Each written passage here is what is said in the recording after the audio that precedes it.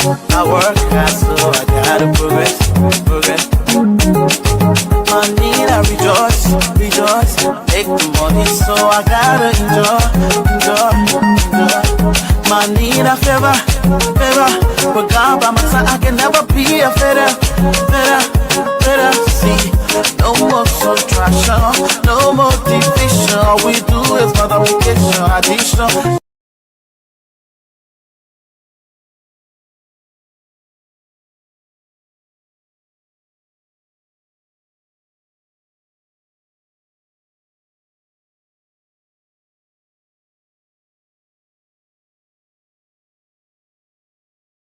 So most of the roads in our network of 13,000, it is not just in Monrovia. For investment and development, that is the EB.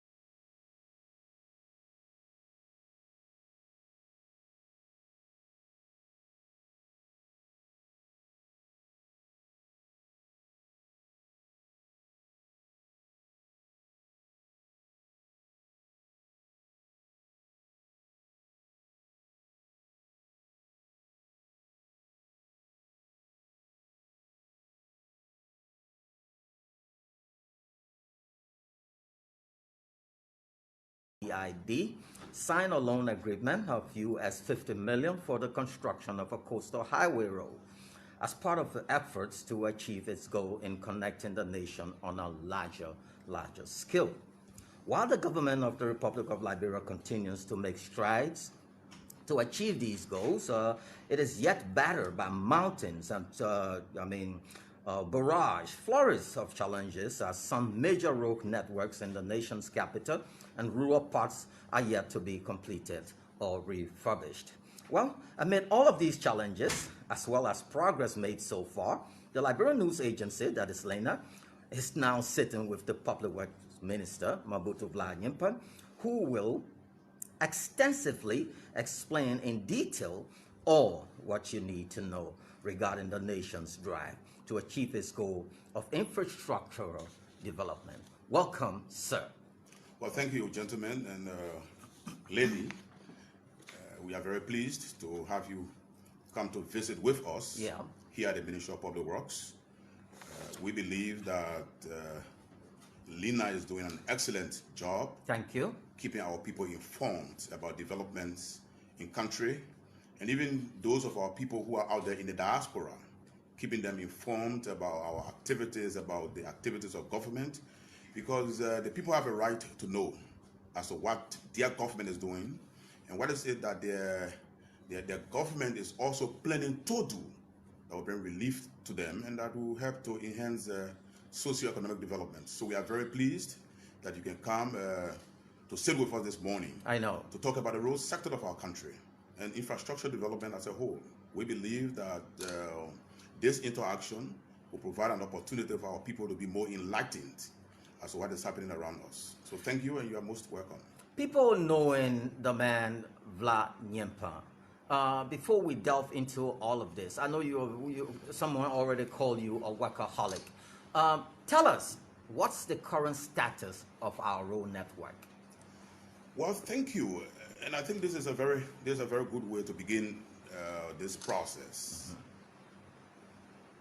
The road network of Liberia comprises basically of about 13,000 kilometers. That is the road network, the entire road network, right, across the 15 counties of our country. Now, out of the 13,000 kilometers of roads in our network, it is sad, Kwame, to inform you and to inform our people that most of the roads in our network are unpaved. They are laterite roads. In most instances, it's very, very difficult to vehicle or traffic, difficult to ordinary passengers. For the layman watching, when you say laterite road, I know what you mean, but you care to... No, when we say lateral road, we're talking about what we call gravel roads. Okay. road that is not paved. So most of the roads in our network of 13,000 kilometers, the most of them are unpaved. And so if you were to look at the data that we have in-house, you realize that we have about a little under 1,000 kilometers out of the 13,000 kilometers. Just about 1,000 kilometers of roads are paved in our country. Wow. This picture clearly tells you that the issue of bad roads in our country is a serious issue. In fact, when we appeared before the legislature, we made it clear to the representatives of our people that the issue of bad roads in our country is a threat to national security. The bad roads will make it difficult for us to access health facilities. Right. Bad roads will make it difficult for us to transport our produce from farm to market. Bad road will even make it difficult under some circumstances for students to be able to access the schools. So you see, this is the kind of situation we have. So what we've inherited as a country at this particular juncture is a road network that is bedeviled by serious, serious problems.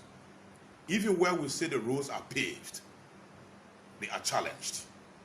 And this is not just in Montserrat County, this is not just in Monrovia, but this is across the country, from county to county, from community to community.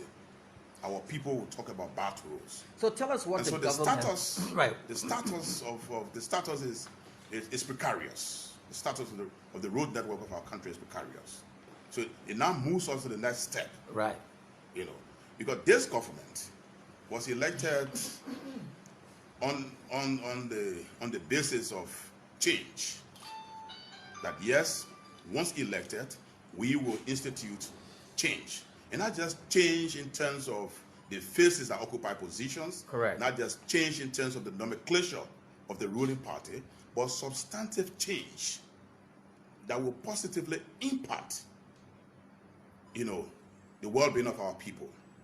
And so if we say the status of the road network is troublesome, if we say the status of the road network is problematic, the next question will now be, what is it that we are doing right. to address the situation? What is it that we are doing to redress the situation, in fact? And we're gonna we're gonna walk you one by one for our viewers. Good. Okay. Before my colleague comes in, what has the government, this current government, what has it done? And I don't want to be like, okay, I inherit, you know, the past government and so forth. Tell me what you're doing, because now your honeymoon is over. Someone watching, it'll be like, okay, my man, you've been in power now for 3 years. What has this government done to alleviate some of these challenges you just talked about? And so in the very beginning, because of the status of the road network, Mr. President, upon his election, made a commitment that, look, roads connectivity, infrastructure development is going to be the hallmark of my administration. Correct. We will connect our communities. We will pave our community roads. We will pave our secondary roads. We will pave our primary roads. We will connect our counties. This is the agenda of the infrastructure development of our country. So, what have we been able to do? Because if we say that there must be a paradigm shift, then we must be able to show practical results. You're right. As to what we've been able to do. And I say this to you, Kwame.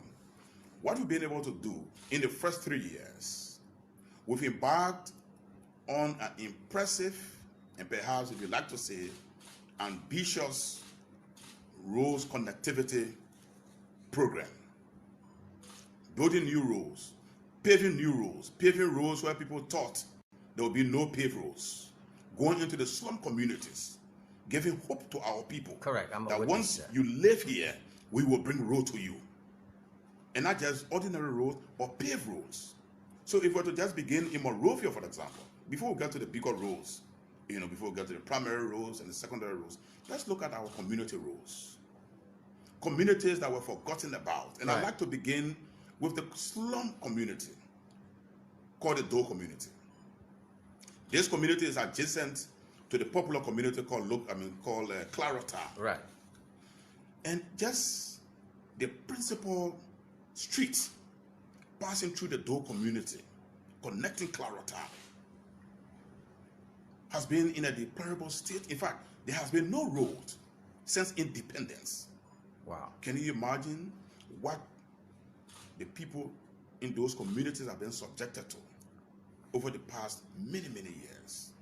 The first thing, we're able to pass a paved road in that community. Yeah, I use people that all living the in that time. community used to roll their trousers, roll their skirts to be able to leave their homes and access their workplaces, Kids and going to access school. their schools, Right. and access hospitals. But today, we've been able to pass a first-class paved road in our community. And not just the Dole community or the Clarota community, but if you went to Logan Town, you'll see what I'm talking about. If you went to the Gardnersville belt, the entire Gardnersville road network, Tusafi, Patient Sharp, the New Georgia Gulf, places that people thought there would be no roads, people had no hope, we're able to go in those communities and connect those communities. Right. And we are not just connecting the communities for the sake of connecting communities. We are connecting those communities first to improve the living standard of our people, and second, to be able to stimulate socio-economic development. And those are not the only communities in Monrovia. If you went to Johnsonville, the Pipeline Road, the Archbishop Michael Francis Road, if you went to the rehab community, the road network has been improved. The road network has been upgraded. Now, we have decided that this is not going to be a Monrovia affair. And so the pavement of streets is not restricted to Monrovia, it's decentralized. Right. So All if you over went the to country. Greenville, San Diego County today, the streets are being paved. If you went to Bopolu, in Bapolu County, the streets are being paved. In Banga, Bon County, in Buchanan, Grand Bassa County, in Barclayville, in Sastown, in Grand Cru County. And this is just under 3 years. But this is to show, this is to let all of us know that the government is focusing on roads connectivity. Now, beyond community roads, there are other bigger projects that we are looking at. Very big projects. Because, take for instance the southeast of our country. Over the years, people who live in the southeast feel very, very neglected. They feel very, very isolated. Especially during this time of the Especially season. during this Right. during the rainy season. Why do they feel isolated? Because of bad roads. During the rainy season, about half of our country is cut off. So Liberia is divided. So yes, we are not only emphasizing on maintaining the lateral roads, we are also emphasizing on paving these major highways. So as we speak, from Banga to Salaye, there is an ongoing project that is targeting the pavement of that road. What do you say to your critics, talking about all these community roads? What do you say to your critics, and one of them having to be lawmaker Solomon George, that most of these roads are low standards? What are some of when you address that, I want to know also, what are the safety standards you're talking to these companies that are building these roads, especially sometimes you see they have steel rods pointing out. I was in a community once and a little child fell on one of those and all of that. What are you doing about these things, and what do you say to your critics? Sometimes it's difficult to respond to people who don't understand what is required in road construction. Okay. Road construction is a process. I urge them to please pass judgment when the project is concluded.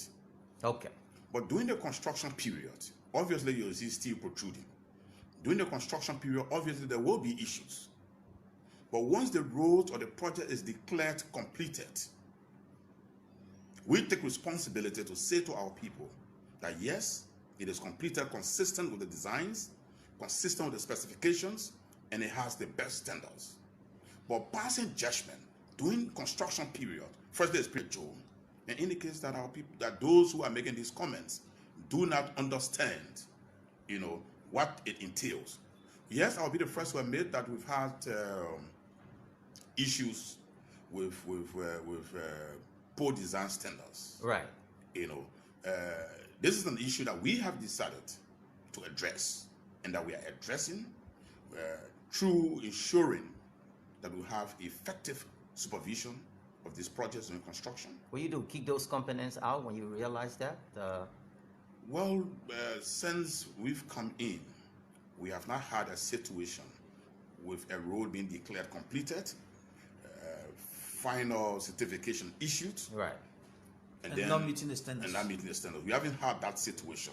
But I'm speaking, in terms of what we've seen holistically before this administration.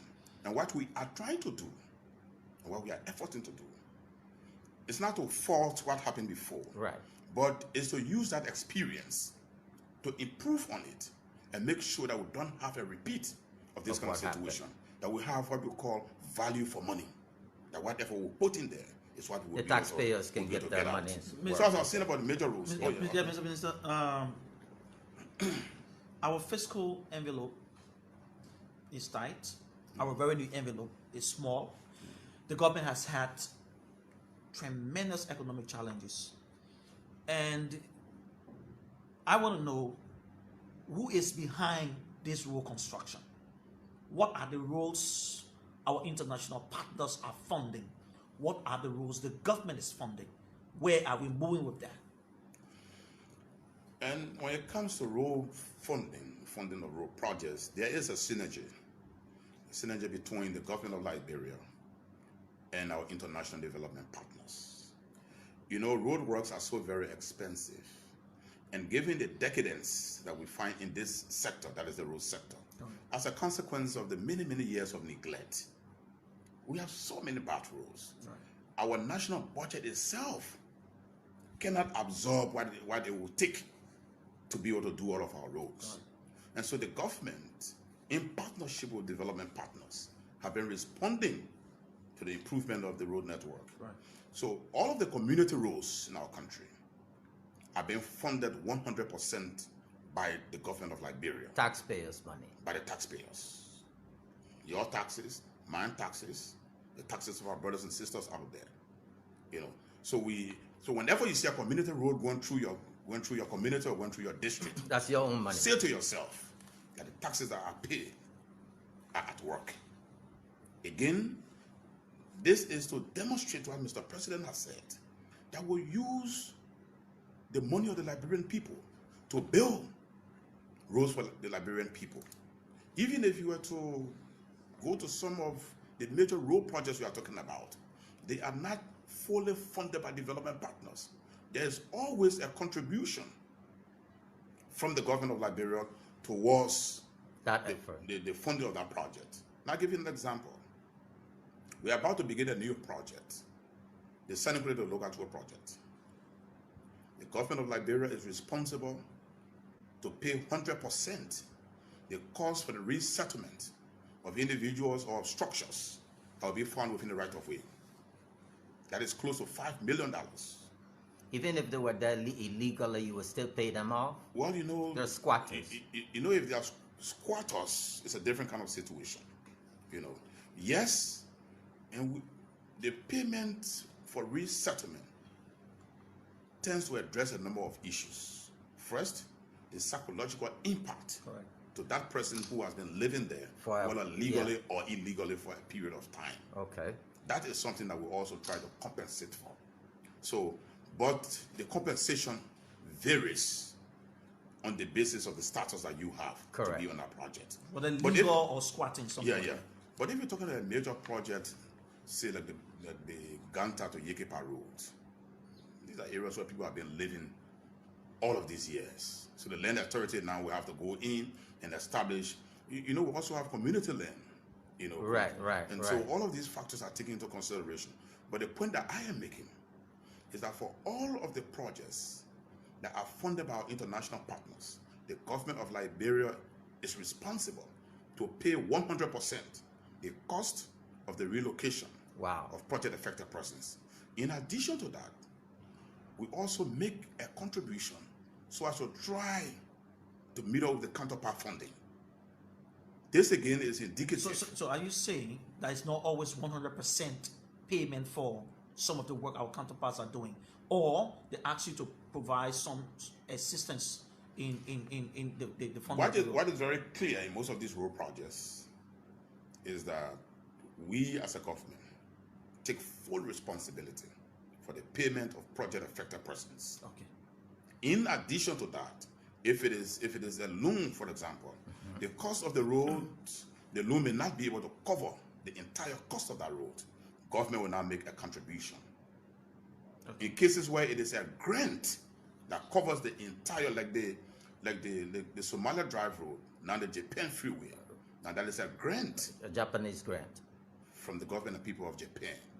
So that is being fully funded by the Japanese government. Okay. I heard you the other time say you struggle, especially when it comes to compensation. Most of these guys, citizens, are compensated, and they take that money, and go back and annex, they add another structure. Is this something you want to explain? And this is a very sad commentary. Let's take as an example the Somalia Drive Road, from Freeport to the red light. Right. On this road, which is about 11.2 kilometers, you will notice that we've been able to pay all those who are in the right of way of the road. You pay them all. They've been compensated fully. The government owes nobody. But over time, during the construction period of the road, people begin to come back on the road. Those same people? Sometimes the same people, sometimes others who will see the land being vacant, they will come in. How you meet those the situation now is, I know. What are you doing as a Ministry of Public Works? Right. That is when you see our zoning people move in there. First, to stop you. If need be, confiscate your tools. And if it goes to the extreme, we demolish the structures. But this is a serious challenge. Where people having received money will go back to the very site for which they've been paid. But we are dealing with this squarely, and we will not countenance anyone who has been paid going back on the road and just relaxing and thinking that is now your new property. No, we certainly will not countenance that. Mr. Minister, there is this big talk about the road fund. Do you care to tell us what the road fund is, and how is the road fund helping to address some of the challenges we face with our road connectivity? Well, the Office of the National Road Fund was established by the legislature in around 2016. And since that time, the Road Fund Office has been grappling with issues of operations. So the Road Fund Office was never fully operationalized until this administration came into place. Okay. And so one of the first things that Mr. President did, once he declared road connectivity as being the fulcrum of the PAPD, right, he said, look, we have to find money that will be able to support our program of road connectivity. And so the Road Fund Office was operationalized, a road fund manager was named. And so for every gallon of petroleum product that is brought into the country, there is a fee, a levy that is paid, and that comes directly in the road fund account, and that is used for road construction. So this is how the road fund operates. So as we speak, all of the road works in country that government is either funding directly or that government is contributing to, all of the funding comes through the National Road Fund. And the Road Fund is doing very well. The office is, like I said, fully operationalized. This year, we were able to, despite COVID, we were able to hit the targeted revenue. And so the Road Fund is on course. But is the Road Fund enough to address the enormous challenges, the deficit in the road sector? I would certainly say no. It is certainly not enough. An assessment was done here where it was established that to be able to address the kind of deficit we have, we would need not less than 3 billion. Wow. So that's why you see in the past, had we paid the kind of attention we are now paying to roads, we will not be where we are today. But can you imagine? Over 170 years of our independence, we have only 850 kilometers of roads paved. So which means about 5 kilometers of roads per year. Wow. So how much have we Break it paid? down for in layman's terms. You know, What do we have in terms of hours of drive? What that particular distance, the 850 can cover, and all of that. now if you talk about a road network of 13,000 kilometers, and you don't have 1,000 kilometers paved over 170 years, I mean, just that picture alone Yeah. tells you the vast state in which we You find talk about ourselves. around 5 to It sounds, 8 hours it drive. sounds terrible. Now, if I have to, take for instance, if you're right here, leaving Monrovia to go to Buchanan, then before the pavement of the road, you know the situation. You know, sometimes 4, 5, 6 hours. Today, to Buchanan is about 2 hours. Yeah. You know, and this is the same situation that we have across most of the counties in our country. So these major projects that we are about to talk about are projects that are being implemented to bring relief to the travelers, to stimulate our economy, and to help our people. So, Help our Mr. people Minister, to put small participate. icing on the cake, the WEA government, the WEA administration has been, very serious about paving road and reaching its target per year. In terms of numbers, Say is that the PAPD, which is the Bible in terms of our development, socioeconomic development. Yeah. The PAPD requires that during the 6 years of this administration, that we will effort to pave about 500 kilometers of roads. That's what the PAPD calls for. what is 6 years period? Over the 6-year period. This is our target. As I speak to you, we are working on about 100% completed. Ganta to Yekipa has been paved as we speak. Sanikule to Loka 2 is about to begin. Medina to Rabos Post is about to begin. Grand Cru to Sino is about to begin. So when you put all of these roads and do a summation of the kilometers, we are now doing about 400 kilometers of roads at the midpoint. So we can expect and safely say that yes, first they will be able to meet target. And the target is what is enshrined in the PAPD. In the manifesto. And So hopefully if- exceed so the if- target. If the Republic of Liberia can pave 850 kilometers of roads in over 170 years, in the same Republic of Liberia, under this administration, will pave 500 kilometers of roads in 6 years, you can only expect What Liberia will be at what this will time. happen in the next 10 years Like- if we continue along this same trend. Liberians will not be spectators in their own economy. These were very powerful lines on January 22nd when the president delivered that firing speech at the Samuel Kayonde's sports complex. When it comes to roads, are Liberians partakers of the economy or they are spectators? Well, I will And if they're, certainly say, if they're partakers, you care to say what those companies I will certainly say, without any fear of contradiction, that as per the records that are available, Liberian construction contractors are more involved in construction activities under this administration than at any other point in time in the entire history of our country. And this is so because we are committed to making true what the president has promised the Liberian people. What did he promise? On the first day when he was taking his oath of office, he promised and committed to the Liberian people that they will no longer be spectators in the economy of their own country. And so here in the road sector and at the Ministry of Public Works, we have taken deliberate steps to ensure that Liberian construction contractors, in fact, one of the first things we did was to sign a memorandum of understanding with the Association of Liberian Construction Contractors to help them build their capacity, that we will provide opportunities for the capacity to be built. So today across the country, go to these projects we are talking about, Liberian companies.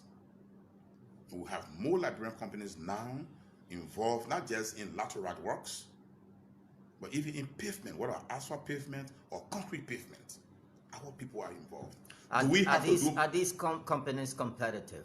Because based on the chatters we hear, there are critics out there, especially when the road, I listen to radio, there were callers talking about the current road from Vytown all the way to Douala. A portion there is beautifully done. The one from the bridge moving forward is kind of, bumpy and all of that. They criticize our companies. You care to talk about that? And this kind of criticism is not endemic to construction activities. Okay. Or to the construction sector, to the road sector. Even on the football field, spectators criticize players. Right. As if they can even do better. Here in country, people pass judgment on things that they don't understand. People pass judgment on things that they don't understand. But give the professionals a chance to do the work. Yes, people will say, oh, well, it has been a long time. They pave here, they can't open the road. Oh, they should have done this, or they should be doing this. They don't understand the totality of the underlying circumstances. So yes, this is part of human nature, that people will criticize, especially things that they don't understand. Right. And you do well if you just take up your time and ask questions. But again, sometimes we don't blame them. It is the anxiety. Many, many years of decadence in the road sector. Many, many years of neglect of the road sector. So once they see something happening, they want it to get completed, in time that is far less than the stipulated time. Right. So we do understand their anxiety. We will try to cope with the anxiety. That is why, if you went, for example, to pipeline roads, for those of us who've traveled on that road, people in that community, they will tell you the kind of nightmarish situation that we are confronted with on a daily basis. Today, that road is about 85% completed, and you can see what is happening. A lot of construction projects going on. Right. People are building. Homes are being constructed. This is an enhancement of socio-economic development.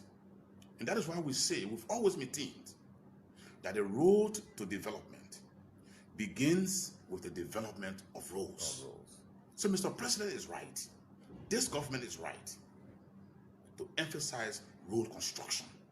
Because if we don't do so, we are doomed. If we don't do so, we are doomed. And so these major projects I'm talking about, Ganta to Yekepa, Sanikude to Lokatuo, Ganta to Tapeta, Tapeta to Zwedru, Banga to Salaye, Salaye to Konya, Konya to Vonjima, Vonjima to Medikoma. Now these are roads for which we have funding already. Have they started? Oh yes, they've started. Banga to Salaye is ongoing. And the thing about road construction... We're going to talk about... Okay. The thing about road construction is that you don't start today and do everything the same day. Right. Road construction is a process. But the most important thing in this process is to have secured funding. Secure funding. The gateway to the Liberian, one of the gateways to the Liberian economy is the Rabos International Airport. If you look at that great facility, it's more. So we just want to apologize to our viewers. We're having a network problem here. So to come back, let me walk you back to that question. The Rabos International Airport is the gateway to the Liberian economy. People coming out of the airport after viewing that beautiful facility, they come outside back to Monrovia, and here they're driving, seeing things that do not match what they saw at the airport, because your airport tells you what the country is. You already traveled the world. Um, Now you got the loan from East International, right? Is it East? Yes, that is accessing the loan. That's accessing the loan for this particular role. You care to talk about this particular role, the loan, and all the controversies that was around this, and when do we expect to see boots on the ground, real movement? Well, you see, the RI Road project is a project we believe is long overdue. Firstly, that 45-kilometer road is not representative of our country, Liberia, the oldest independent African country.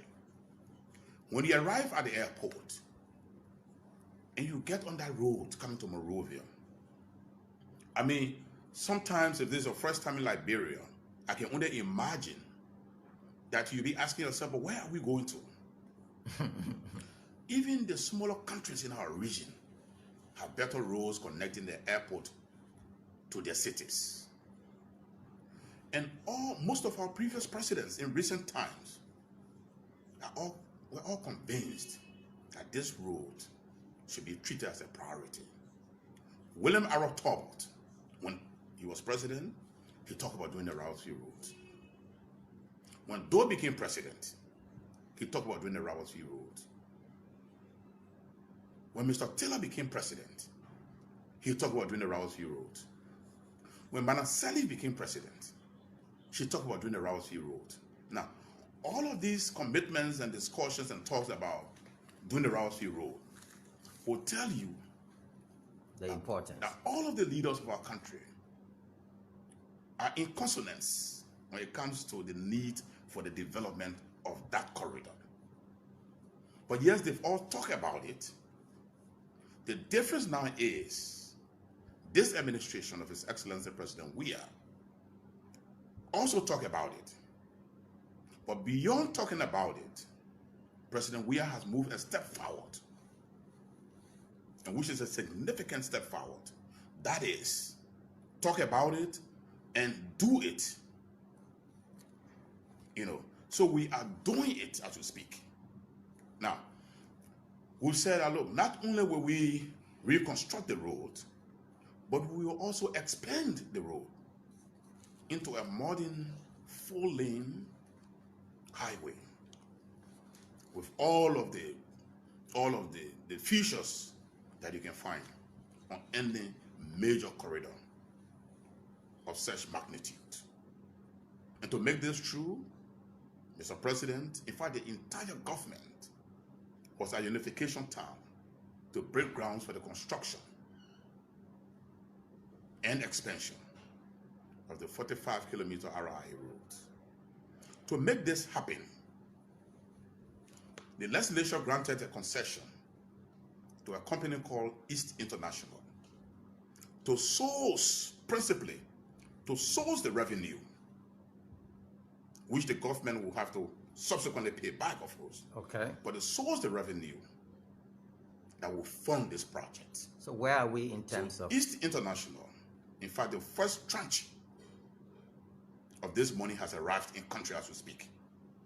You will notice if you went to that road that we've begun the demolition of structures that are in the right of way, and these are all the necessary steps that are taken. You don't just see pavement beginning on day one. Right. The necessary surveys will have to be done, especially when the road is being expanded. So first, we'll create the right of way so that we'll have unhindered movement of the machines. So that has taken place. We are now paying people who are in the right of way. Now, the question you asked earlier about people who are squatters, it will interest you to know that 99% of the people who live in Unification City are all squatters. Now, some of them are within the right of way of the road. Are we now suggesting that because they are squatters who've been there for decades, they don't get and they don't have title to the land, so government should just remove them without compensating? Mr. President has said no. That we have to be sensitive to the plight of our people. And so as we move along the route, demolishing structures, we pay first and foremost. So there is payment before demolition. And all this is intended to create the necessary atmosphere for the construction and expansion of that road. So yes, East will now be the umbrella organization because it is East that has the concession and it is East that is accessing the money. So they will serve as an umbrella for the consortium of international construction companies that will do the actual technical work on the field. Okay. So the Ministry of Public Works is very, very clear on this, that there will be value for money on that road, that the road will be built consistent with the best standards, so that at least this road, all of our presidents have talked about, and this road has been implemented by His Excellency President Weah, will become something that all of us as Liberians will be proud of, and that when people come into our country, they will say, yes, truly, genuine transformation has taken place in the infrastructural sector of this country. Mr. Minister, the Logatuo, Sanikole Logatuo corridor is an important corridor because it will help create socio-economic activities in that area. People from Nima County are very strong when it comes to making farm and all that.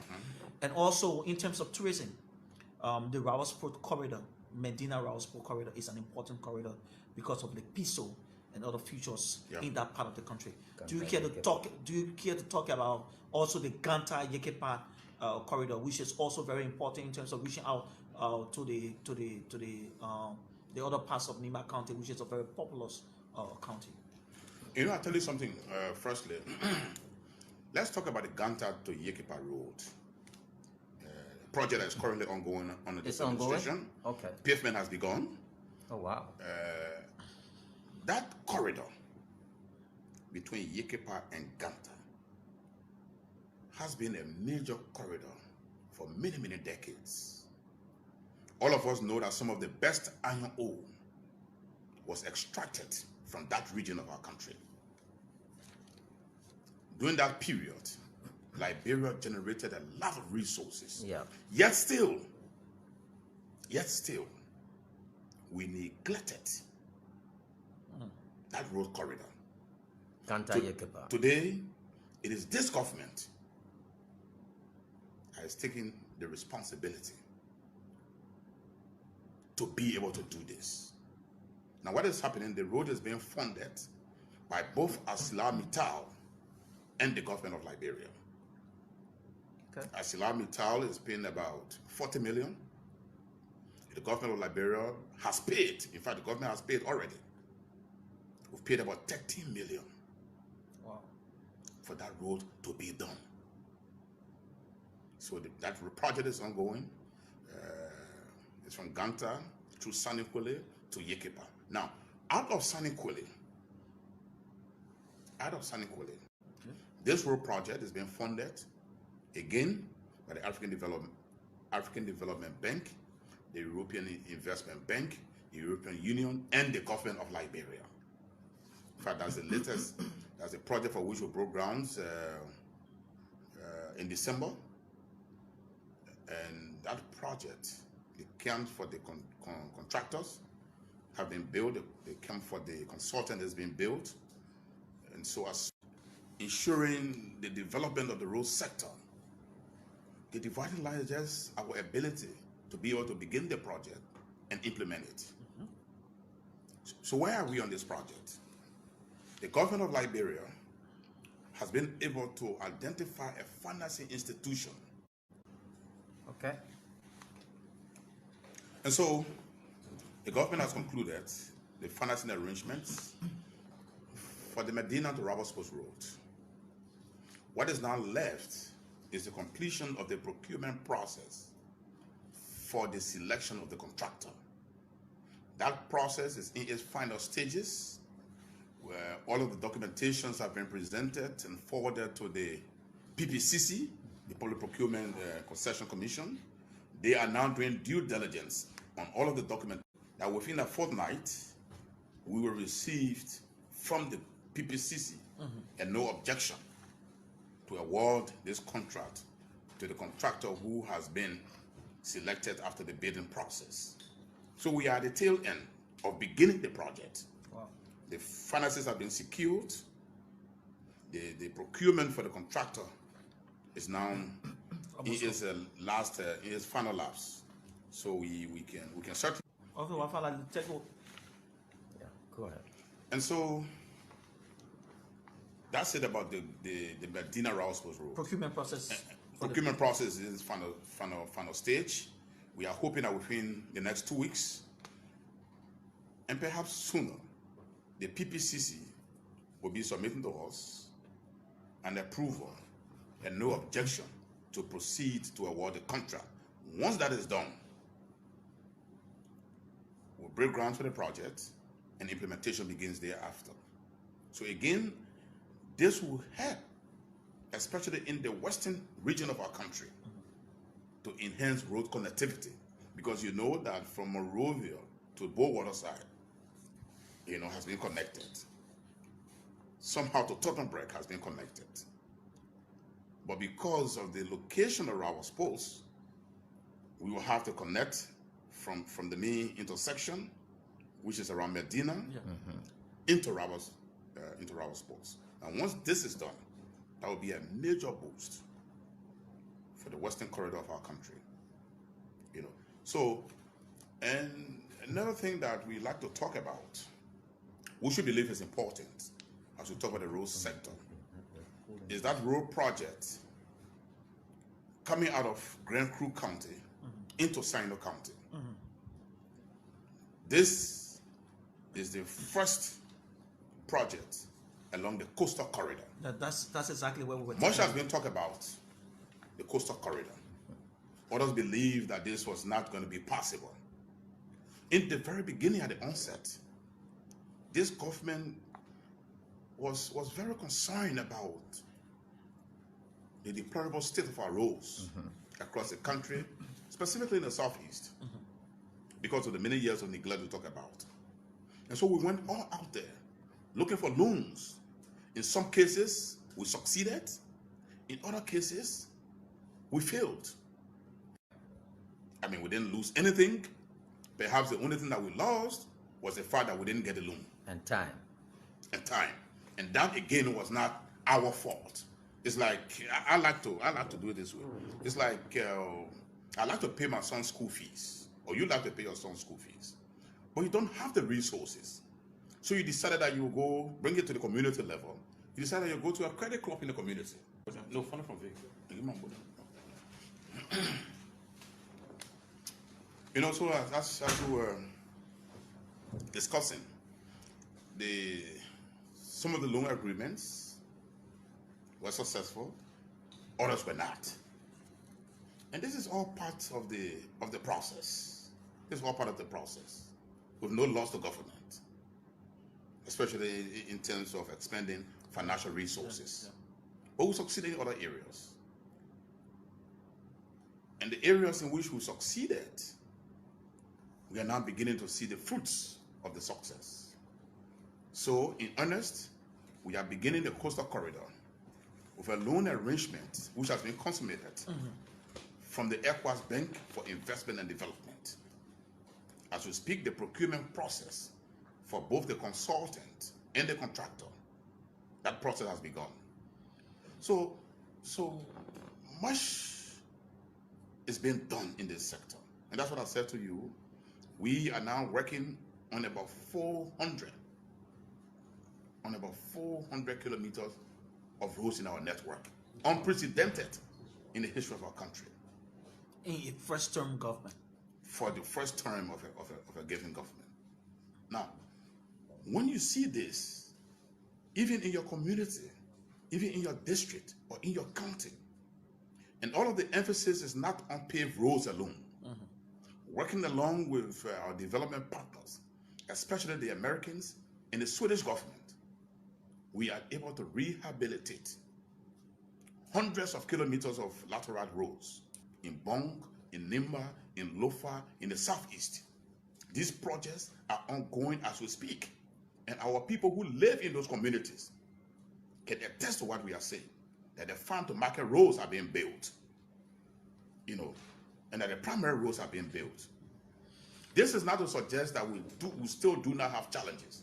So, Mr. Minister, can we go a little bit to the Ganta, Tapeta to Zwedru? That corridor is a key corridor as part of the coastal corridor that the government talked about. And that's one of the most critical corridors in the road network of our country.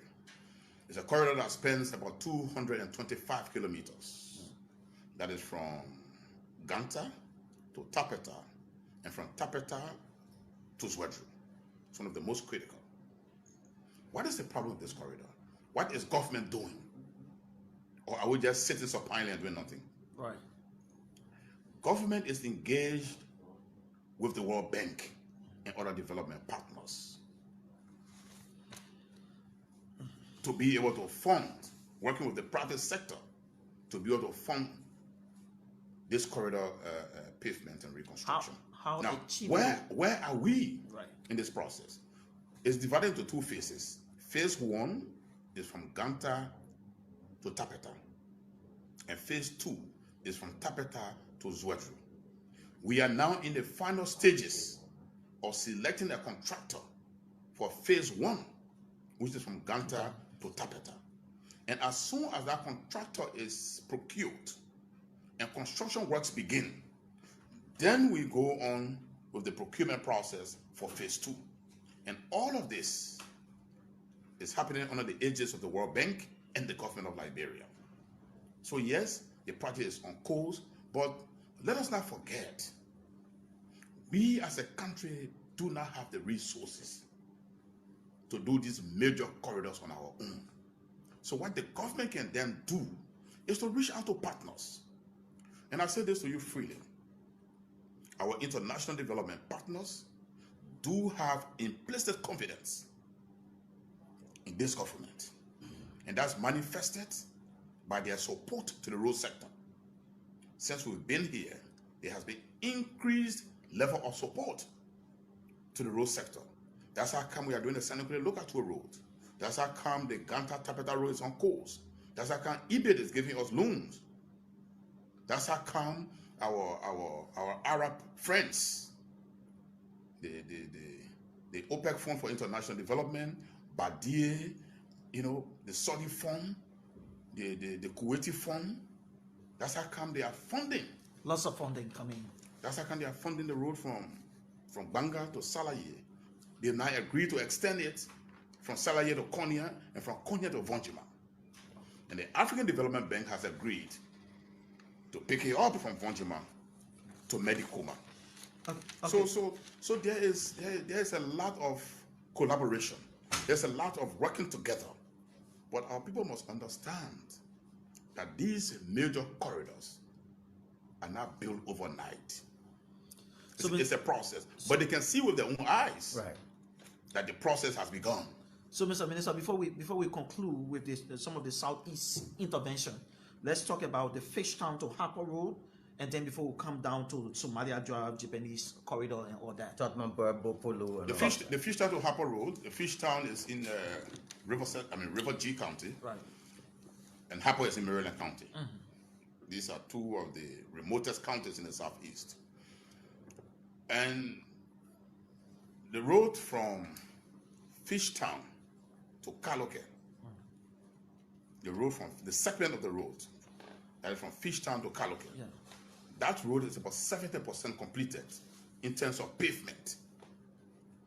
And then from Kaloke to Harper is 100% completed. And that's about 130 kilometers. So you see what is happening in that region of the country, a region once considered isolated, neglected. And why are we doing projects in those regions and not coming from Monrovia going to those regions, but coming from those regions coming to Monrovia? Because we want our people, no matter where they are, to feel a part of the whole. But if everything is centralized, what is the hope that we are giving them? And all of these at times breed political difficulties. They do breed political difficulties. Because the people of the Southeast continue to feel isolated, neglected, abandoned. And they don't feel a part of the body politic. Through development initiatives, then the government will not be living up to the terms of the social contract between it and the people of our country. So yes, and it's not just from Fishtown to Harper. It is also coming out of the Harper people area, Right. going to the border, the Kavala border. That is also 100% paved. So you see, these projects are all contributing, but others will say, look, yes, pavement is good, but while pavement is ongoing, there are other sectors of the road, lateral sectors, that are in deployable state. What are you doing? What we are doing as a government, while we work with our international development partners on the major pavement, we are also maintaining these corridors to make the road passable. Are we able to do that 100%? We are getting there. We will not deceive our people into believing that we can fix every road in Liberia in 3 years or in 6 years. But what we can do, we will be sensitive and we will be responsive. And we will sequence our intervention on these roads. Because if we were to say that we'll do all of the roads in country within 3 years or within 6 years, that would be a classical deception. And this we don't intend to do. But they will see what we are doing. And if we have not reached your community, you will have hope that we are on our way to your community, because you see what has been done in other communities. And these roads are chosen, these major projects, these community projects are chosen with no prejudice. But we are going to the most difficult places to reach. We are going to the places where the poorest of the poor live. And we are going to the difficult slum communities, because we owe it to these people. They are also a part of Liberia. Mr. Minister, what do you say to Jamel Francis? And for those of you who are watching this broadcast, if you have any tangible question, and I don't mean none of your gotcha questions, if your question will impact what you, even if you're watching from the USA and you have a question for the minister, just put it out here. We will ask it. What do you say to Jamel Francis, who's asking you to update him about the road leading from Dixville to Cardwell? Well, and this road comes from Badansville Junction, passes through Kebal, it goes into Dixville, it intersects with the Cardwell main roads. This project is being executed by a Chinese firm called CICO, C-I-C-O. We've been able to complete this road project about 80-85%. The 15% is that portion that is in the Dixville to Cowell area. And the contractor has been encountering some challenges and some difficulties in completing the project. What are those? And so at this, and some of them have to do with payment.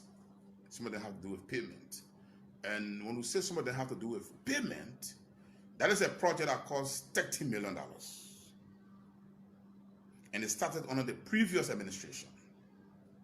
The previous administration paid about $4 million. This administration paid about $2 million. So we still owe the contractor the other millions. So we've been negotiating with him to continue the construction works, and he will be paid, as time goes by. So the $7 million is outstanding. It's outstanding as we speak. Now, so that is the issue with that road. That's the principal issue. I'm going to be truthful to our people about it. But, so Mr. Minister, are you telling us that the road will remain in that state forever? Correct. That's why someone's asking. My answer is no. As we speak, as of 2 days ago, there is an intervention on the road. If you are to go there even today, you'll see the intervention on the road. And the intent, the objective of that intervention is to stabilize the road and make it possible to vehicular traffic.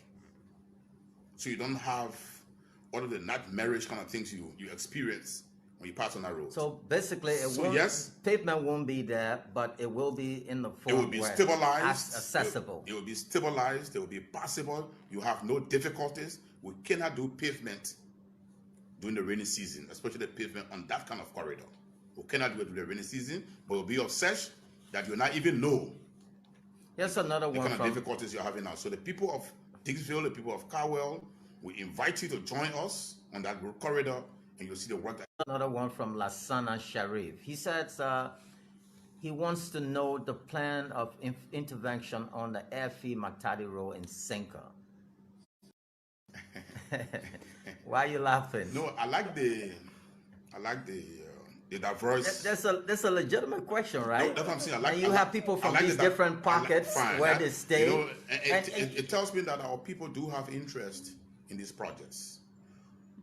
The airfield, and that's coming from the Sprigspeen airfield area, coming down to the Lagbasi area, going to the area called Fanti Town and all of that. That is a project that we are beginning in the next 2 weeks. Hopefully before then, it's a project that has been, and I'd like to bring and pay tribute to the fallen representative Mona Pena. Okay. Mona has been here at the Ministry of Public Works, perhaps on a weekly basis, you know, running behind that project for our people. Running behind that project for our people. And we were able to put that project on the list of our projects for this fiscal year. So she been behind you? Oh yes. And we've been able to put it on our list for this fiscal year. Now it is sad that at the beginning of the implementation of the project, she's no more. But I must pay tribute to her for her resilience and for her patience. Because she understands, or she understood, that we are not able to pave all of the roads in the country at the same time. So we sequence our intervention. Unfortunately, now that we are about to begin that road, she's no more. But by us doing that road, in fact, will be the most effective tribute. Are you planning, if it was paved, are you planning to give it some, to memorialize that road by naming it after her? We could make that suggestion, but that would be the full determination of City Hall and Mr. President. Ambassador Dudu Boy watching from Tokyo, Japan. He said, are there plans for Bomi County roads, the maintenance? Yes, there are. First, we are hoping that under this new budget year, Tottenham specifically, is going to be one of the new counties that we will be paving the streets in the capital. So yes, in Tottenham we'll be paving the streets, but the main corridor is between Tottenham and Bopolu. Okay. That is also up for bidding as we speak. And it's up for bidding. That's between Tottenham and Bopolu. To pave the road. To pave that road. Oh. So the bidding process is on, and once it is concluded and resources are available, we'll begin the reconstruction of that road. But in the meantime, we've selected Tottenham as one of the next counties for intervention in the county capitals. Okay, let's before we will pause the questions from some viewers. We're going to go back and do that. Let's talk about our zoning laws. If you see some of the places that you have markets, people just build. At one point, I hear some folks are talking that basically we don't have a residential area in Liberia no more. I know I was visiting your office the other time, and guys going out there, I attacked some of those, the citizens attacked them with machetes and all of that. What are you doing now as a Minister of Public Works when it comes to zoning this particular our beloved Monrovia?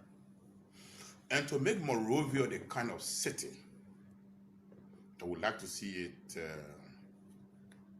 become, to build Monrovia to the kind of city I would like to see it become, all of our people, the residents of Monrovia, or those within the territorial jurisdiction of Monrovia, Right.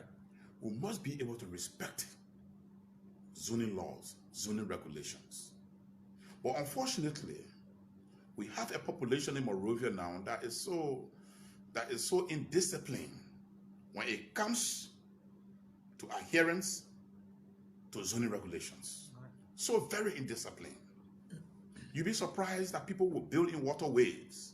People will build on alleys. And when you go to stop them, you are confronted. So in most cases, we have to travel with armed police officers just to enforce zoning regulations. People with no regard to what the law says will just indiscriminately build. And we are combating them. And we see that all We are over. combating them. We know it's difficult. We stop them, they continue. But again, I hope that through this medium and those listening to us, that we will educate ourselves. We'll conscientize our people that if we want Monrovia to be a modern city, we should start, for example, dumping garbage in the drainage system, Right. connecting our sewer pipes to the drainage system. That is not the way to go. That is not the way to go. I can show you various parts of Monrovia where, because of the attitude, the indisciplined attitude of some of our people, we are having problem with the drainage system. So yes, our zoning department here is doing its best, and there are two examples I want to give you. The Marshall Junction. The road going to Marshall is blocked at the junction. Yeah, yep. And You don't- that It's blocked. beautiful hotel right there. We've been appealing to everybody who serve them the final notices. So anytime from now, our zoning people will move in there and we'll clear the area. We have to. We must. We have to. Then of course we'll talk about the Somalia Drive. People building alongside the road, the right of way that has been paid for. They're coming back there. Flowers were planted along the roadside. Yeah, they removed. They all. bring their cows and their sheep to graze them there. So they eat the flower. You know, I mean, that's how it is. Towards the red light area right I now. like the humor you added in Yeah, this. on the Japan freeway. Guess what is happening? Right. Every morning they go to work, they have to clean garbage. Because overnight, the people bring the garbage from the communities and dump them And talking about that. On the construction Yeah. on the site. construction site. Yeah, and talking about that, it took the Japanese, I know we wrote that article, it took the Japanese to write you, They have to write and me. they stopped the contract that if your people, your citizens will continue to dump garbage in the Right. in the Now, in the drainage. Even the main and they stop the road construction. surface. They will Wow. dump them there overnight. Yeah. And when you come to work in the morning, you have to clear the garbage before you continue the construction work. The Japanese have to write. Can you imagine? These roads belong to all of us Liberians. They want to make traveling easier for you in your community. So why don't you, by your attitude, support your government? But again, whether they do or they don't, we will enforce it. This is our statutory mandate, and to this we commit ourselves. Someone watching this interview will say, okay, we share all your concerns, but there are laws on the books when you litter. There are laws on the books. You have the different measures that is under the mayor of Painesville. I understand, and all of that. There are laws on the books when you just throw trash anywhere. Why are these people not being punished? Is it a problem with political will or what? Well, it is not why are they not being punished. I think the question would be, first, we must take the bold step of encouraging community involvement. Okay. Sometimes it's not possible. Given the rate at which they are doing what they are doing, if you don't do something new, you may end up just arresting everybody in a given community. So the first thing that we see as a responsibility is to conscientize these people why they should not be doing that. Right. And in the process, yes, there can be apprehensions, there can be arrests here and there, just to serve as deterrents. But by and large, we need to educate our people. And a holistic approach. We need to have respect for our road infrastructure assets. So, Mr. Minister, community involvement in this zonal process It's key. is key. It's key. It's key. And we're doing this. We know it will take time, but when the flood takes place in your community, because you block the drainage, it affects everybody in the community. Right. If you build your house on an alley for your convenience, you of course inconvenience every other person who lives behind you and who cannot access the residence, because of your indisciplined behavior. So yes, we'll be talking to them, but at the same time, we'll be enforcing the law. Right. This is necessary, and this we must do. So, Mr. Minister, let's talk a little bit about the traffic lights. We've had challenges in terms of collaborating with the police, with the Ministry of Public Works, in terms of the traffic lights. I think technically Liberia has only got 6 traffic lights. What are we doing as a country to remedy that? Well, in a road network of 13,000 kilometers, if you have under 1,000 paved, then you can imagine the number of traffic lights we'll have. But we are procuring additional traffic lights. The procurement process is over. The contractor has been chosen. Importation is underway. And sooner rather than later, you will see the appropriate intersections and junctions of our city having the requisite traffic lights, the requisite street signs, and all of that are required. We've now begun the strapping of the streets. That project is ongoing. But again, we believe that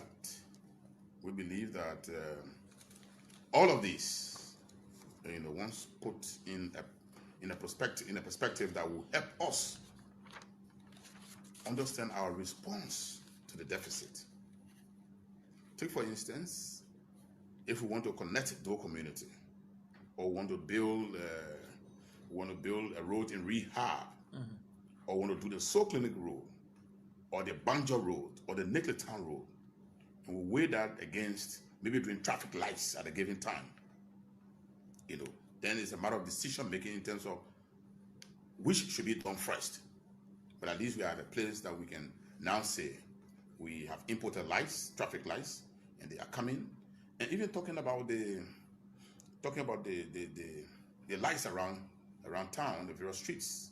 There is a project that is ongoing alongside the Bushra Island Rehabilitation Project, that there will be street lights from Johnson Street to the St. Paul Bridge.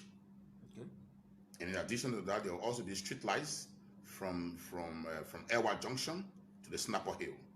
These are all projects that we intend to see come to fruition by Christmas this year. Mr. Minister, let's just talk about 2 major questions that were raised by our viewers. Okay, please. One person asked about the 12th Street to Kesele Boulevard. to Kesele Boulevard corridor, and another person was asking about the Bali Island. Where are we with that? Good, very good questions. The 12th Street to Kesele Boulevard, in my view as Minister of Public Works, when completed, is going to be one of the best road corridors in terms of connectivity in our country. The entire Gardensville suburb will be connected to Cinco. Right. So you don't have to come from the Gardensville area and go through Freeport, or go through the red light before coming back to Cinco. So that is a project of serious socio-economic significance. And so where we are with that project, the bidding process is over. A contractor has been selected, but it's a financing arrangement that is ongoing as we speak with 2 banking institutions in China. So there is a Chinese company that won the project, and it is the financing arrangement that we're into when COVID hit You know what happened in China and the closure of the institutions. We are hoping that we can resume the financial discussion very soon. But yes, all of the technical details have been done on the project, Right. the designing, and all of that. So once the finances are secured from the Chinese banks with which the company is negotiating, that project will begin. Bali And if we Island. talk about Bali Island, Right. Bali Island, Mr. President has said, is going to be the home of modern infrastructure development in Liberia. That Bali Island you see. So it's still And on so course. it's on course. And so with assistance from the Indian government, we are going to build on the island the Mahatma Gandhi International Conference Center, International Convention Center, right? This center will be a multi-purpose center. So a city is going to be built there where you can access just anything you want to do once you are there. And this is an assistance from the government and people of India to the government and people of Liberia as per negotiations which were initiated and concluded by His Excellency President Weah. Right. So the only thing that has stalled that, again, is COVID. But they've come here, their engineers have worked with our engineers, that is the Indian engineers, have worked with our engineers. We've done the designs, the designs have been certified, and all we are waiting for is just a green light to begin the construction works when the Indians come. But again, that is stalled because of COVID. So COVID really has had a paralyzing effect on the works in the road sector. But despite that, progress has been made on other corridors. But Bali Island is on course. Okay. Now, talking about this also, I like to reference the overhead interchange we've been talking about. Right. That's where we're coming. And this is a gift from the government and people of the People's Republic of China. Okay. They are giving to us as an assistance, Chinese aid, the construction of two major, overhead bridges, you call them. Yeah. Overpass. We call it interchange. Right. In layman terms, the spaghetti bridges that you can see Right. in the movies or when you go to other advanced countries. Right. So two of such will be constructed. One will be at the ministerial complex, and the other will be at the SKD Tottenham Boulevard intersection around the Ministry of Health. Mm-hmm. These two projects, the Chinese have been here, they work with our engineers, the designs of the project have been concluded upon. So we are just waiting for the Chinese to come back. They were on their way back when COVID hit. So basically, some of these projects, are stalled because of COVID, and others are ongoing despite COVID, but they are still on course. There's another thing we need to talk about, vertical constructions. I'm talking about the Executive Mansion renovation, the new Redemption Hospital, 14 military markets, ministerial complex, the Capitol Building Annex. But I want you to talk first about the Executive Mansion renovation. We pass by this structure almost every day. When is it even going to come to fruition, this particular Executive Mansion? And if so, when? This president, who's at the helm of the executive, will live in that Executive Mansion before the completion of this tenure. I can say that with certainty. That this president will move at the Executive Mansion, will operate from the Executive Mansion before the expiration of this tenure. Meaning, therefore, that we've accelerated the pace of the reconstruction of the rehabilitation works right, at the Executive Mansion. We know that, unfortunately, the Executive Mansion, some parts of it got gutted, a fire in 2006, thereabout, and it has been close to 15 long years since that took place. And as the official home of the chief executive of our country, this administration believes that that building will need to hasten with the renovation and rehabilitation works. I believe the renovation and rehabilitation works on those buildings have lasted too long. I mean, I can say this certainly as Minister of Public Works. And so now we are accelerating the pace of the works, and we are hoping that during the course of 2021, that Mr. President can have that building as, again, the headquarters of the political administration of our country. Now, talking about other buildings, the new Redemption Hospital is well on course. The Capitol building. Where would that be annexes. will be constructed, the new Redemption Hospital? Oh, the construction is on. The construction is on. Yeah, I mean, for our viewers, where? Oh, it's in the Caldwell area. Okay. It's in the Caldwell area. And maybe while we are talking about this, let's look forward to an opportunity where we will take you in the field. Correct. And across the country. That would be great. And talk about the projects. And while talking about the projects, you also have an opportunity to show the projects to your many viewers. Right. So it's up to you. Come, let's arrange it with our people from the communications and documentation department of our ministry. And that'll be great. So the new Redemption Hospital is being built, is on course. The Capitol building annexes have been completed. They were dedicated. Right. The ministerial complex is also in full use. That was dedicated. If we talk about, of course, a number of markets across the country have been built.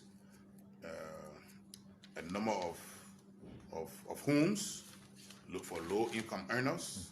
I mean, evidence is all over the place. Even here in Monrovia, we had a situation in Popo Beach. Structures were built, and just all over the country. And all this, again, is to give true meaning to the President's commitment that infrastructure development certainly remains his legacy. There's this viewer from the U.S., one Emmanuel JJ. He has a couple of farms in Lofa, and he's asking me, can you please ask the minister, will the road from Foya to the Makona River at the Guinea border be repaired or paved, or will there be a bridge on that particular river? Well, the major project we have in Lofa, the major road project that we have in Lofa, especially for pavement, is from Vonjiman straight to Medicoman. From Vonjiman to Medicoman. And so if now he would know the coordinates of his farm and all of that. Right. So if it is on the way between Vonjiman and Medicoman, then my answer to you is yes. What you're asking about will take place once it is along that corridor. But again, as we go along, can we explain to you these projects that are being done? Right. One of the things that we want all of us to consider is the depth from whence we've come. Right. We have to put that into perspective. We've come from too far behind as a country when it comes to the road sector. And so sometimes it's like a drop on a hot stone, or like a drop in a mighty ocean. You don't see it, you don't feel it. Right. But certainly we are glad and we are happy, very well elated that with the support of Mr. President, with the support of our international development partners, we are making visible, substantive efforts to improve the road sector of our country, and not just in certain parts of the country, but we'll decentralize our intervention so that our people everywhere will have a taste of something. Mr. Minister, I want you to talk a little bit about the Hotel Africa and the Tuco Palace Hotel. These are very two important public infrastructure that the Liberians are looking up to having back on course. And then if there are plans to get it back on course. Yeah, the National Investment Commission, you recall, Mr. President visited the Hotel Africa, the Unity Conference Center, in fact. Right. And he mandated the National Investment Commission to go out there and explore the possibility of having investors coming to work with us in country to resuscitate, those viable investments. Because if you talk about the Hotel Africa, for example, from history, just very recent history, how important that facility has been to the hotel industry in our country. If you talk about the Unity Conference Center, I recall when I served as senator, when the Capitol building was being renovated, the entire legislature relocated to the Unity Conference Center. And we conducted business from there. So those are important structures that we need to maintain. But where they are now, they need rehabilitation, and then we can put them into full use. But yes, there are a lot of structures around town, even the National Housing and Savings Bank building. These are structures that we need to take care of. Because Mr. President has said that, look, whatever project that was started for the benefit of the Liberian people, this administration will not abandon. We will take it to its logical conclusion. This is what we call true commitment to your people. Because in the past, there's a lot of evidence around here. We've seen projects that were abandoned, by succeeding administrations. Correct. Because those projects were initiated by previous administrations. And this is not, of course, in the DNA of this administration. And so we go to Ducor. Of course, the Ducor Palace Hotel, you've heard, the National Investment Commission, again, has been working with a number of institutions, a number of business entities that have expressed interest. And I think that process is on, but the National Investment can better speak to the status of. Let me ask you this, Honorable Minister. I know we're getting to the end of this particular interview. Drainages, Liberian confuse drainages and sewages. Who controls what? What do you control? Before I ask the question. Well, the thing about it is, and with my experience also as a former Deputy Managing Director for Technical Services at the Liberia Water and Sewage Corporation, I can certainly say that one of the serious challenges we have in country is with our sewage system. Right. Liberia, Monrovia as a city, our entire sewage system has collapsed. And so in most instances, it's a collapse because it's clogged. It's virtually non-existent. Okay. Fiaman, where you used to dump your waste, your sewage waste, is no longer operable. All of the lift stations around are no longer operable. Wow. So what is happening, which is so we're basically living in waste. Yeah, basically everybody reverting to to septic tanks, and you have the suction truck from the Liberia Water and Sewer Corporation will come and dislodge, and all of that. That's what we have. So we do not have a workable, viable sewage system. Where do they dump? No, they now go to Fiaman. But in the past, there used to be a system that drag everything. So we don't have that. That's one of the things that we need, certainly in this country. I know the Liberia Water and Sewer Corporation, when I was there, did a lot of studies. And I know right now they are trying to see how we can access resources, working again with our development partners for this to happen. So guess what is happening? Sometimes in central Monrovia, when these structures are built, they connect their sewage system to the drainage, so they just open the line, and when you flush illegally, not even illegally, I mean wrong, it shouldn't be done at all. Right, it's wrongly done. So when you flush your commode on your third floor building or your second floor building or even your first floor building, it empties straight into the drainage. So if you were to look at Kerry Street, Curly Street, Randall Street, Benson Street, so then you see an upsurge of feces. Yeah. Where the feces coming from? That's supposed to be a drainage. Wow. So when you go to clean the drainage, there becomes an unpleasant and uncomfortable encounter with feces. So this is the kind of situation we have. Experts, urban planners, experts have said that Monrovia has overgrown its intended population. So these are some of the attendant consequences, that we have when you have such a situation. But again, it has now become our responsibility to respond to this kind of situation. Right. So we keep our drainage system clean. The major channel that is here, Soniwin, is also helping us. So a lot needs to be done. But I believe every day has its Yeah. own issues that must be dealt with, and gradually will begin to address all of these issues. Mr. Minister, I am very much interested in tourism. And, Tourism, okay. Yeah.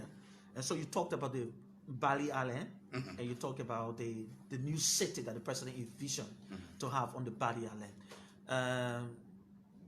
What do we expect? Is it just going to be a conference hall, or it's going to be, we're going to have restaurants, we're going to have hotels there? Are we going to get some investors who are going to invest? Like a what plan. What do we expect to see? The current plan is, first, it's going to be a multi-purpose facility. Okay. And outside those facilities, for example, there will be, like what you're talking about, supermarkets will be there, business centers, cinemas, restaurants, and the places that you go and you'll be able to access whatever you like to access. A small city, but with everything that you need to have. So you don't have to leave Bali Island and want to go to Broad Street to buy. Okay. So you're on Broad Street, you're on Broad Street. When you come to Bali Island, the facilities, and the structure and the infrastructure will be of such that they can quench your thirst in terms of wanting to buy whatever you like to buy. Yeah. Thank you, Honorable Minister. Is there something you care to talk about, your final parting comments to the people watching you? Well, I know that you journalists many a times ask this question at the end, but firstly, I'd like to say thank you.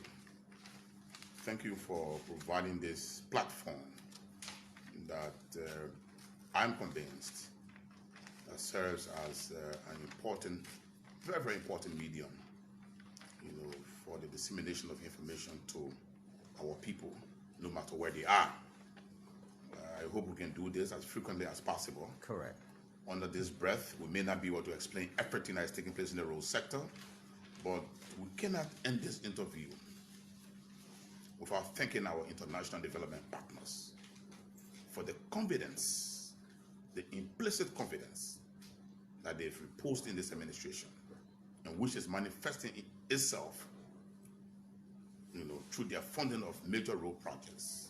The African Development Bank remains our foremost contributor to the road sector of our country. Correct. The European Investment Bank, the European Union, the American government, the Swedish government, the German government, the British government, and many others who I'm not leaving out anybody. The Kuwaitis, Of course, the Kuwaitis, the Saudis, Badia, OFIT, the ECOWAS Bank for Investment and Development, Right. various banks across the continent, in Asia, in Europe, that have confidence in the system here and that are supporting us. We think that they are doing their best. Even the Nigerians, who are helping also in financing some of our projects. We think that this is very, very, very commendable. We must, above all, thank EBIT, the ECOWAS Bank for Investment and Development, for it is truly operating, as a bank that caters to infrastructure concerns in the ECOWAS sub-region. Finally, we want to thank Mr. President for his support, not just ordinary support, but tangibility of the support that he gives to this sector is phenomenal. It's phenomenal. And sometimes you see Mr. President will go around to visit road projects. We believe that this in itself is a form of support to the work that we do, because that way he keeps our feet to the fire, and that way it helps us to do our work and to do it better. So we want to thank him. We want to thank the legislature of our country for ratifying those important instruments, which enable us to access loan facilities and to access grants. We want to thank our banking institutions here, the UBA, the EcoBank, the LBDR, International Bank, the GM Bank, GT Bank, Access Bank, all of these banking institutions that are helping our local contractors. You're just asking me about the involvement of Liberian construction contractors. These banks are making it possible by putting at their disposal loan facilities, which are helping them, to get involved in the industry. We want to thank our contractors. We want to thank our contractors because most of the work that we do here, we do it through our contractors. We want to thank them for their commitment to job under difficult circumstances. On COVID, we're able to obtain security passes and continue with the works. Because considering the gap in this sector, if we were to sit just for 1 month, you can imagine, how that will reverse some of the gains we've made. I want to thank our colleagues at the various ministries, and over and above, I want to thank all of our ministers here at the Ministry of Public Works, our directors, our engineers, and our entire workforce. For whatever success you see, for whatever success you hear about, it has been made possible through the sacrifices of the workforce here at the ministry. And we are happy. We take seriously our responsibility. For 2 times, 2018 and 2019, we've been graded and rated as the best performing ministry. His Excellency, Mr. President, has even graded us as the best performing ministry. Not only has he graded us, he has given us a prize, a cash prize. For our work, we like to assure him that we will continue to do our best. We'll continue to maximize whatever minimum resources we have, so that at the end of the day, the Liberian people can truly say, what more do you want this president to do, especially in the road sector? Thank you, and God bless. Being a Minister of Public Works, these are huge, huge shoes that you fill up. Okay, good morning, ladies and gentlemen. Good morning to you. Good evening to you. Welcome to the Classroom Show with J. Randy Doppel from this end. It's a very mild weather this morning, and we have to dress to meet the need of the weather condition. We believe in the coming weeks, the weather will be better off. However, it's cold for me, so I have to dress up like this. So wherever you are enjoying your next weather, please ask God to share it with us at this end.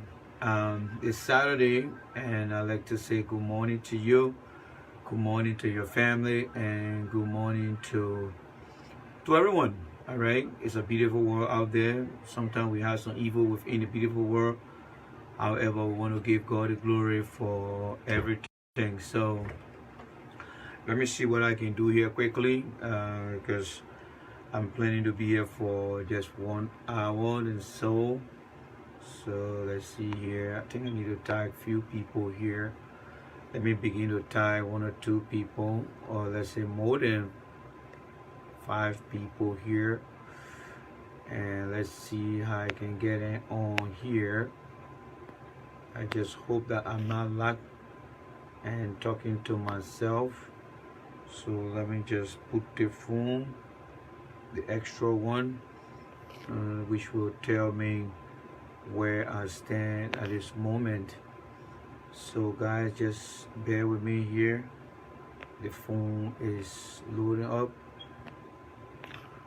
Just bear with me here. The phone is loading up. I am bringing almost everyone on here. It's Saturday, so let's see what can be done to get more people here, right?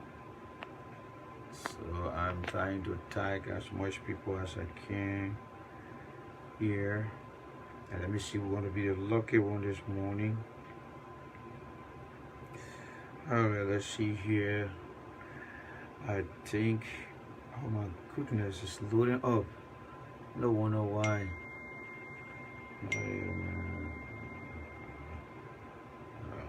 What does she say? What does she say here? Hold on, guys.